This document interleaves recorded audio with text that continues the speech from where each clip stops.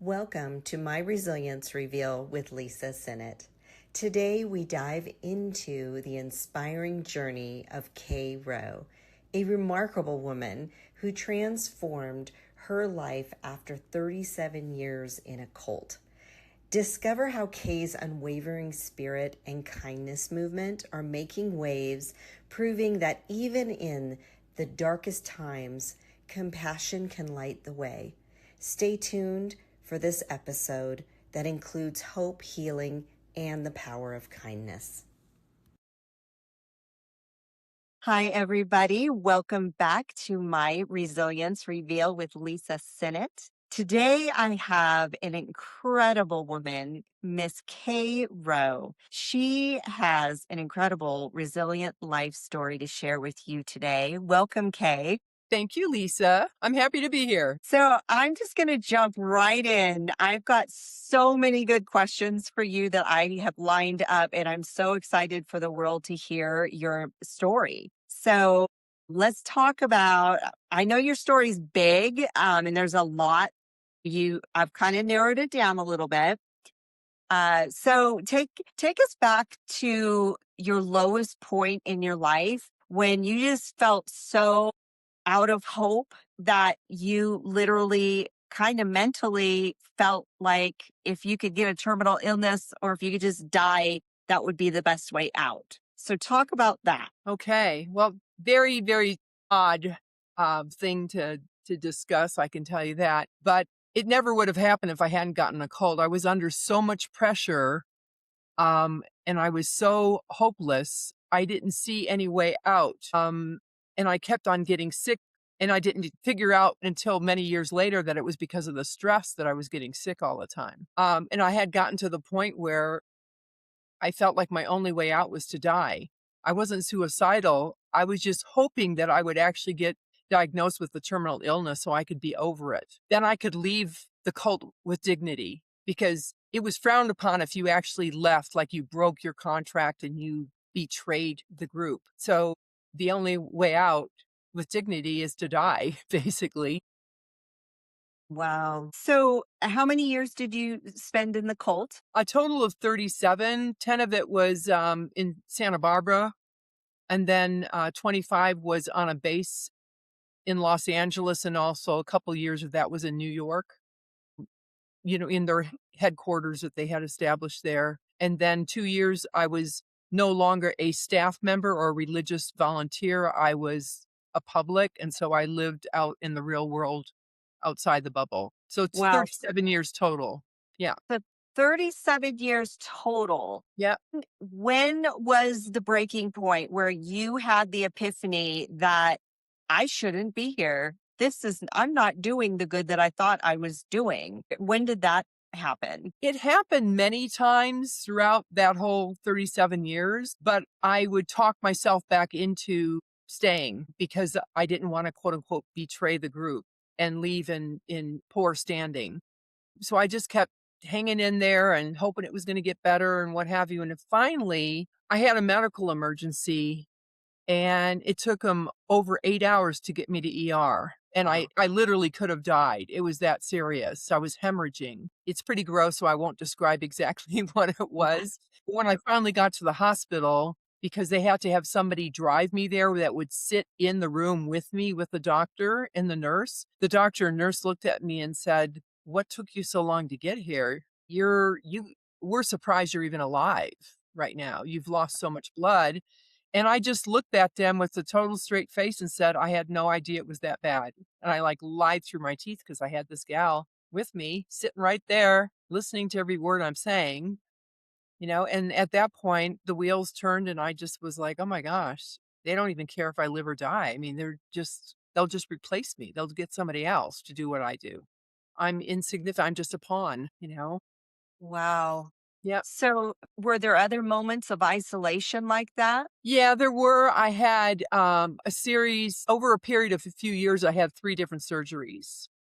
2004, I had a double bunionectomy. 2008, I had a hysterectomy. And then in that same year, I also had a C5 disc replacement because I was run into in the hallway at the cult, and I twisted my neck really badly. And it turned out that I was actually on the verge of being paralyzed for life. When I finally got to a specialist, he showed me the MRI results and x-rays and whatever. I can't even remember if it was an x-ray or an MRI. I don't know what it was. Right. But he showed me and circled it and everything. And he basically said, if I could get you in right now in a surgery, I wouldn't even let you walk out of this building right now. And he said, please be so careful. Don't trip. Don't twist your neck. Just, you got to be really, really careful right now, because it's hairline, Right. from your spinal cord, the So disc. here you were, multiple lack of care Yep. physically, Hmm. obviously, from leadership and isolation, and just your body was completely reacting. They say our body takes record of how we truly are, right? Yeah. Sometimes we can ignore different circumstances, but how did you finally get the courage to get out of Dodge and leave the place? Like what did you what was the last straw? Well, it was a buildup, and after the hysterectomy and talking to somebody I was sharing a medical dorm with, who we were all wondering what happened to Holly. Haven't seen Holly around. I open up the door. This is on the base in Los Angeles, and there's Holly looking like she's pregnant with triplets. And she's like in her 50s, so obviously she's not pregnant, no hair on her head. And I'm like, oh my gosh, she's got 4th-stage cancer. So we're talking, because we had all this time to talk and to each other and stuff. And she looks over at me and she goes, if there's any regrets, it's that I haven't seen my family in years and probably won't see them before I die. And that's when it hit me. I was like, oh my gosh, that could be me just disappearing, my family never hearing from me and not even knowing that I'm dead. And I thought about it. I can't do that to my family. I just can't do that. And so the wheels started turning at that point, but I knew I couldn't leave just then because I had to recover from that surgery. And I also still had the other surgery I still had to get, the next Wow. surgery. So I knew I needed to play cool and, just play along. But after the next surgery, I basically took a stand and I said, I need to have my medical schedule honored, and I can't do the task that you're demanding of me. Because I was a fundraiser for 16 of the 30 some odd years, and it was very taxing. I had to stay up around the clock, not get, short meal breaks, no sleep, really, really just rough, on me physically, mentally, and all around the board, all across the boards. But Well, I'm sure I you have the tried, fear factor that you're in your 50s too. yeah. So I took, yeah, No job, no home, haven't talked to your family in forever. I mean, how did you do that? What was your first step when you did leave out in the real world? well, it's pretty wild because what happened is I had taken my stand of, I'm not, you got to get me out of this. And they end up putting me right back into fundraising again. And then it's New Year's and we're having this huge event in LA. And I'm on my feet for hours. And all of a sudden I get sick, like sick to the point of being contagious. Right. Mm. And so I end up in isolation because that's what they do. So I go back to the base, I'm in isolation. And I made a decision while I was there. I went, I'm not leaving this room until I'm good and rested and I can think straight. Because I knew as soon as I said, I'm good now, I'd be right back out and I'd be sick again. It would just be this revolving door. So Right. I stayed in bed, even though I was better and not contagious anymore. I caught up on my sleep, and one morning I woke up and it hit me. I'm like, oh my gosh, I'm a survivor. I have put up with this for 30 some odd years, and I'm still alive and kicking. I am a survivor. If I can survive this, I can survive anything out there in the real world. So I went, that's it. Yes. I'm done. But I knew what their procedure is. Mhm. You can't just walk out the door. They've got all your belongings locked away somewhere. I couldn't even remember if they had my driver's license and my passport, but it's possible they did. I didn't even have my phone book of my family's contact information. So I couldn't just go, whoop, I'm out of here and disappear because I didn't have any money. I didn't have any resources. Yeah. And I didn't feel safe just going out on the street and, panhandling or something to, you know, get get back to where I needed to be. So I played the "It's not you, it's me," because I knew they had this thing called a fitness board, and I went, "Surely I'm unfit. Look at all the times I've had to go to ER and the surgeries I've had, and I'm old, I'm in my 50s. Yeah. I'm And it like a worked. I'm like a ball and chain on their ankle. They should just get rid of me, you know?" So I actually requested that and left with dignity. See, had I figured this out earlier, I'd probably been gone earlier, but I was still pretty young when I first had that incident of hoping I would just die of a terminal illness. Now they knew because they experienced it with me. 3 surgeries over a period of a few years, all the visits to ER and the doctors and what have you. It was I truly felt it and believed that I was not fit. So it was an easy thing to sell. It wasn't like I was lying to them, but I Well just knew. done. And I knew that I had to play the "It's not you, it's me." Right. Like No, the that was wipe, you know?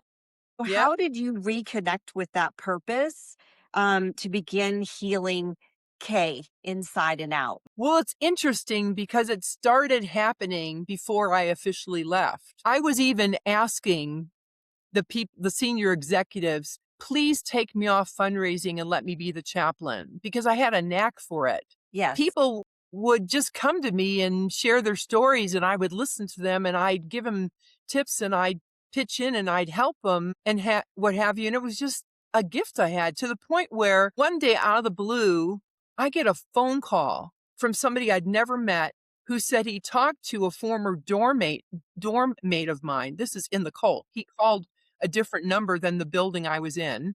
And this gal who answers the phone says, "I know someone. We don't officially have any chaplains right now, but this girl, Kay, Rowe, you got to talk to her. She is she's gifted with this." So I get this call out of the blue from this guy who says, "I need your help." And he had a dispute with a fellow cult member that had ripped him off, basically. And he Mm, needed somebody to like stand up for him, and get it resolved. So during my meal breaks, even under threat of being punished for helping this guy because I was supposed to attend to my duties and not do something else that wasn't coordinated, right? right. I just said, "Fine, I'm going to help this guy, even if I have to do it over, early in the morning and late at night or during my meal breaks. I'm going to help this person." So You looking know, back, do you feel like everything that you went through brought you to your calling today? Absolutely. I even look at it and I go, honestly, if I hadn't gone through all this in my life, I wouldn't even have a story. What I'm going to be some, gal that got married and had some kids and, had a garden in her backyard and whatever, who the hell knows what I would have been doing with my life, right? But I always, always wanted to be somebody that was going to actually help others heal and get people to be able to talk common sense to each other. Just be polite and courteous and respectful and actually have an actual conversation where both parties are listening and understanding and having compassion. And actually that was what drove me even to getting into the cult, because one of their first courses they offered was a communication course that taught you how to do that. So I'm Wow. thinking, "Oh, what could possibly go wrong here? This is exactly what I need." And all your near death or close to life altering moments that you've experienced, I mean, how has that influenced you into your deeper purpose in helping humans? Well, I'll tell you, I've had some um, come to Jesus moments, many, because I realized that with all the different things that have happened to me over the years, I've had so many close calls with death and tragedy. It's like ridiculous. We don't even have time to share all of those. I look at it back at it and I go, there's no way I would be alive right now if I didn't have God having my back. God gave me signs, just like, there's even a joke about it, about the guy complaining that God never came to save him when his house got flooded and he was on the top of his roof, and then, whatever. It's actually a really, really funny joke. And it turned out God had actually been giving them all these messages all along. He had sent a helicopter. He sent a whole crew to help him, and he kept waiting for God to save him. And God had sent what he needed to save him. And he The just messengers, yeah, and helpers. like Oh my goodness. just open up your eyes and listen, you know? And I had been ignoring all the signs. Hints. Yeah, Just all the going, "No, signs. no, Yeah. no, no, no, nope, nope, I gotta see this through here. Yeah. I don't wanna betray the group," because Well, you it's are brainwashed into thinking you're the bad person if you right. Well, and the thing is that you have such a big heart. I mean, I know you really well as and I it's so beautiful to watch you evolve. I mean, we met right after COVID, and I know during COVID, you had a powerful awakening about division Oh, and yeah. human behavior. And what specifically triggered your kindness movement vision for humanity? Well, I realized that it's always been in me, in my heart to do that, and I just have a knack for it. I also watched some movies that really touched me, you Yeah. know? One of my favorite movies is Love Actually, Hmm. and Yeah. also Pay It Forward. Uh huh. But because of the lockdowns, I was watching more things, and I was also always drawn to the feel good things. And so I would, those things would influence me. And I also started reading like a lot of self-help books. I think I read this one book called The Game of Life and How to Play It. I read Robert Fulghum's book, Everything I Needed to Know I Learned in Kindergarten. And then I read another one called Don't Sweat the Small Stuff or something like that, and everything small stuff. So I just infused myself with that. And I took a look at, well, who are the people that I am connected to that I can actually be me? And it turned out they were all people of similar mindset, and they were more into helping others and less about me, me, me, me, me. Yeah. Well, Because the neat thing is that you came back into the world.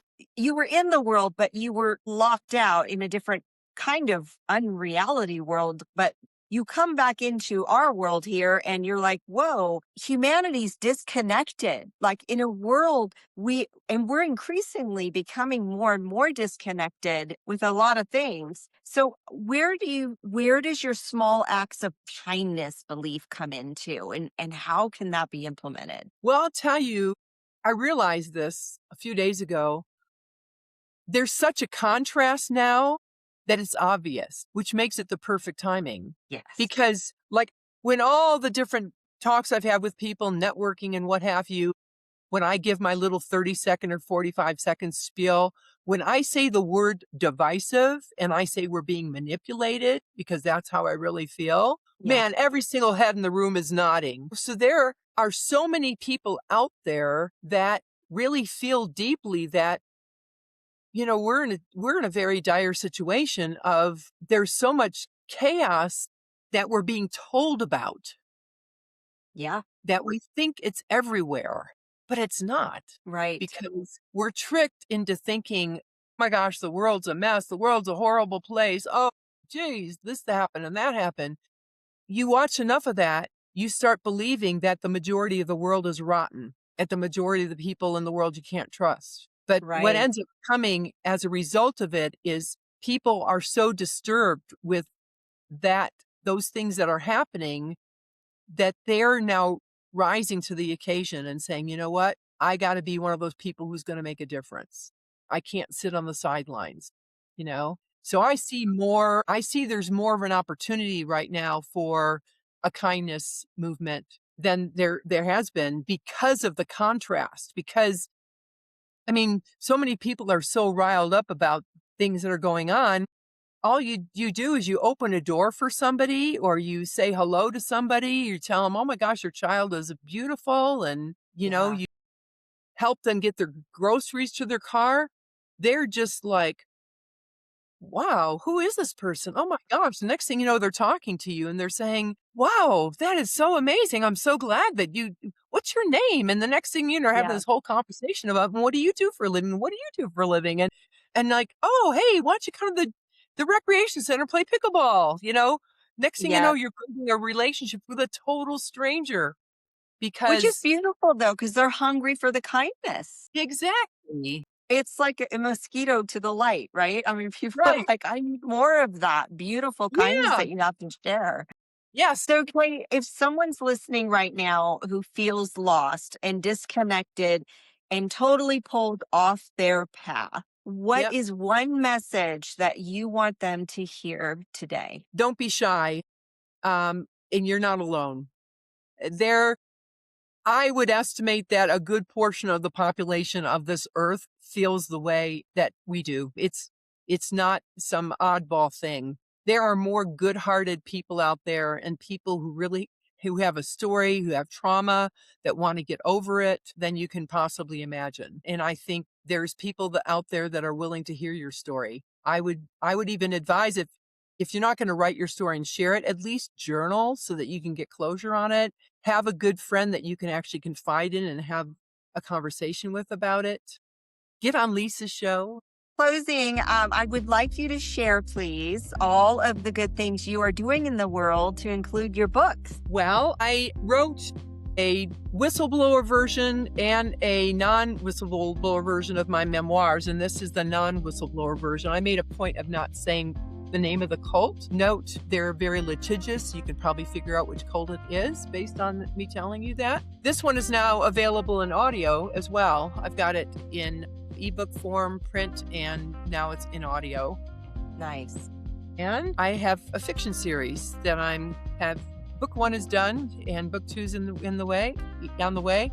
So it's a Good God, What a Mess. The next one is going to be Good God, Seek Truth, Find Trouble. I love it. Yeah, in book 3, I'm thinking of it. I'm looking at something like, Good God, Get Over Your Bad, Mad, Sad Self. Just because I want the satire. I want people to laugh, Like, let's not be so serious. Not so serious. Agreed. Well, thank you, Kay, so much for coming on to My Resilience Reveal with Lisa Sinnott. And I just keep doing the amazing acts of kindness and all the goodness that you're doing. And I look forward to reading your next book. I just finished that other one and it was very good. So, Okay. all right. Thank you. Thank you, Lisa.